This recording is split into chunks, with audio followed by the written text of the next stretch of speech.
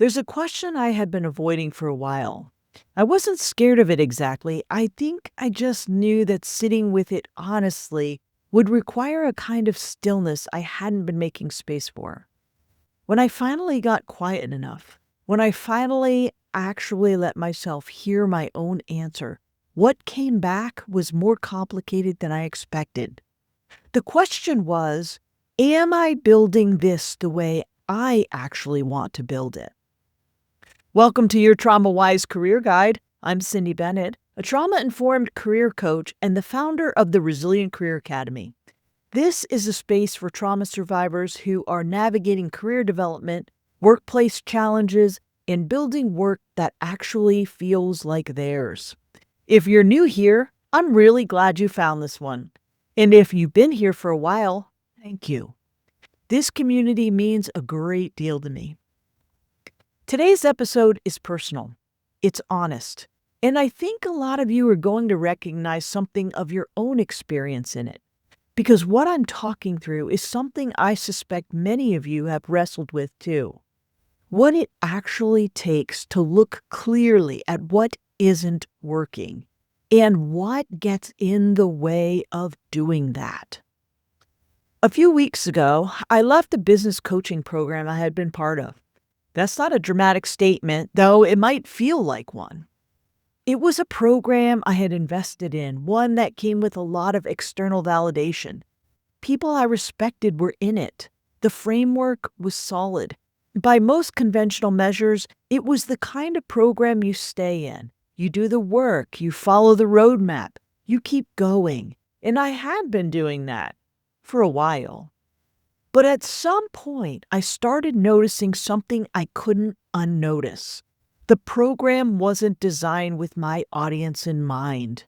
The strategies, the assumptions, the way success was framed, none of it was built for the people I serve.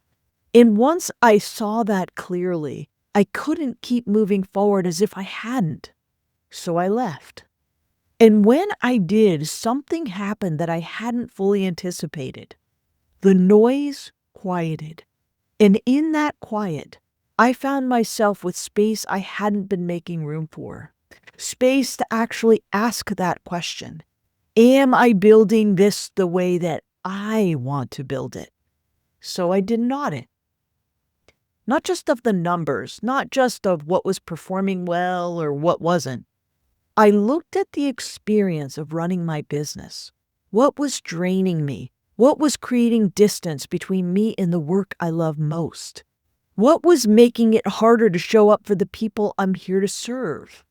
What I found was illuminating.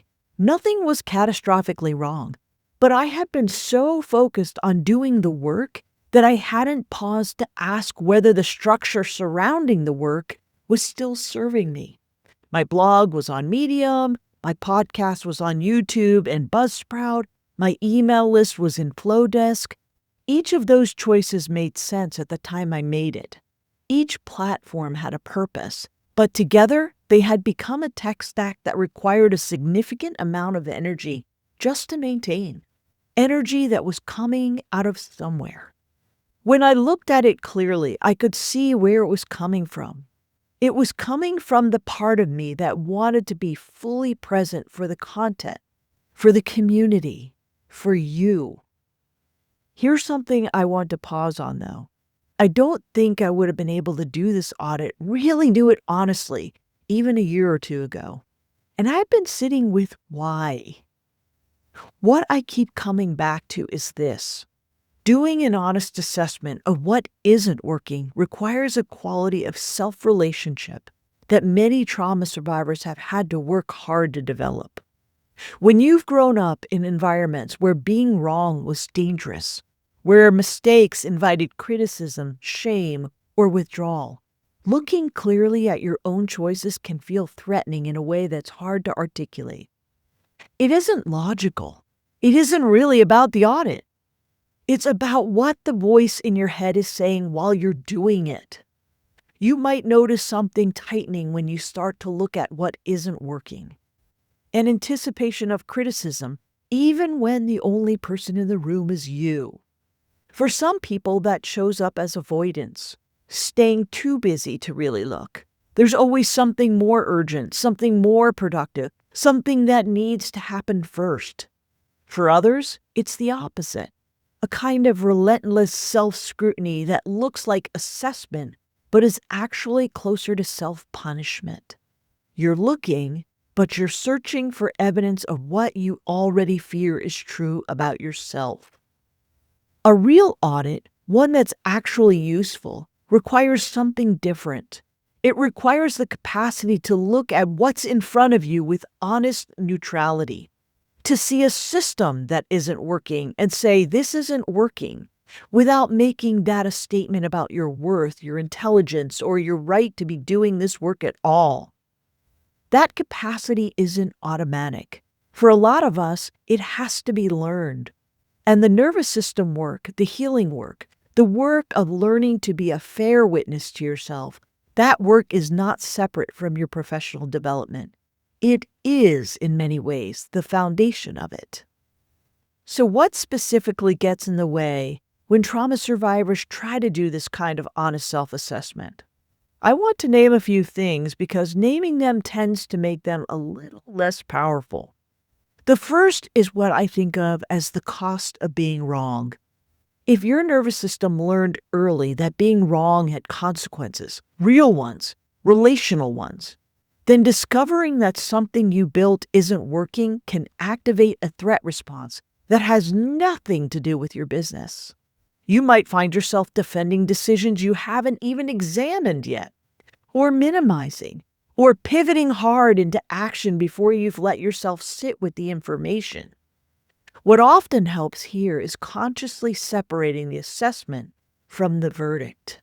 You can look at a system that isn't working and hold that information without it meaning anything final about you. Looking is not the same as failing. The second is decision fatigue layered onto hypervigilance. Many trauma survivors are already carrying a significant cognitive load. We're tracking more than most people, monitoring environments, reading between lines, anticipating how things might shift. That hypervigilance is adaptive. It kept us safe at some point, but it is expensive. When you're already running that background process, adding the task of assessing your own work can feel genuinely overwhelming. Not because you're incapable, but because the tank is already running low. If you've ever sat down to do some kind of career or business review and found yourself unable to think clearly, it's worth asking whether you are trying to do that work from a depleted state. The assessment itself isn't the problem. The conditions might be. The third is one that's particular to people who've been in high control environments or who've had their judgment consistently overridden. It's a learned distrust of your own perception. If you were regularly told that what you saw wasn't real, that your experience of a situation was wrong, that your read on things couldn't be trusted, you may have developed a habit of second-guessing your own assessments even when your read is completely accurate. You look at something and you know on some level that it isn't working, and then immediately something in you asks, but how would I know? Am I sure? Maybe I'm wrong about this. That doubt can feel like wisdom. It can feel like good critical thinking, and sometimes it is. But sometimes it is a trauma response wearing the clothes of objectivity. Learning to tell the difference is some of the most important internal work I know. I want to come back to something I said when I shared these changes with my email list. I described the audit as an act of self-leadership. And I mean that specifically. Self-leadership, as I've come to understand it, is not about having all the answers. It's not about never making decisions that need to be revised. It's about having enough of a relationship with yourself that when something needs to change, you can hear that. You can sit with it. You can respond thoughtfully rather than react from a place of fear. What I found in this audit was not that I had failed. What I found was that I had built something that made sense at the time, and then time moved. The business evolved. My understanding of what I was building got clearer. And some of the structures I put in place earlier weren't the right fit for where I was now. That's what honest, iterative building looks like. It is supposed to require revisiting. And here's what I really want you to sit with. Simplifying is not giving up. It is not a contraction. It is not a sign that you couldn't handle what you built. When it's done intentionally, it is one of the clearest acts of self-leadership available to you. It says, I know where I want to direct my energy. I know what actually serves the people I'm here for. And I'm willing to release what isn't aligned with that, even if releasing it looks from the outside like I'm doing less. For trauma survivors especially, for those of us who have often felt the need to prove our worth through output, through expansion, through constant visible effort, intentional simplification can be quietly revolutionary. I want to leave you with something practical and something a little softer. The practical piece? If you've been avoiding looking at something in your work or your career, if there's a question you've been circling without quite landing on, I'd invite you to consider making space for it. Not to fix it immediately, not to have a plan before you look, just to look. You might notice what comes up when you imagine doing that. The tightening maybe, the rush to action, the voice that says you aren't qualified to assess your own situation. Those responses are information. They're not instructions. You don't have to do this in one sitting. You don't have to do it alone. But the audit, the honest and compassionate look at what is and isn't working, is something your career deserves. And more importantly, something you deserve. The softer piece, when I shared these changes with my community, what came back surprised me a little. People didn't respond with concern or confusion. They responded with recognition. What I kept hearing was some version of, I needed to see someone do this. I needed to see that it was okay to look at what you've built and adjust course without treating it like a crisis. So if that's what today is for you, permission or a model or just a little company in the process, I'm glad you're here. If something in today's episode landed for you, I'd love to know what came up. What does your version of this audit look like? What have you been circling without looking at it directly? You can find me through the Resilient Career Academy on Substack or leave a comment on YouTube. And if you're ready for individualized, trauma-informed support for where you are right now, I'd invite you to book a free discovery call. The link is in the show notes. Thank you for being here. Thank you for doing this work, both the outer work of building a career and the inner work that makes it possible. I'll see you next week. You're not walking this path alone.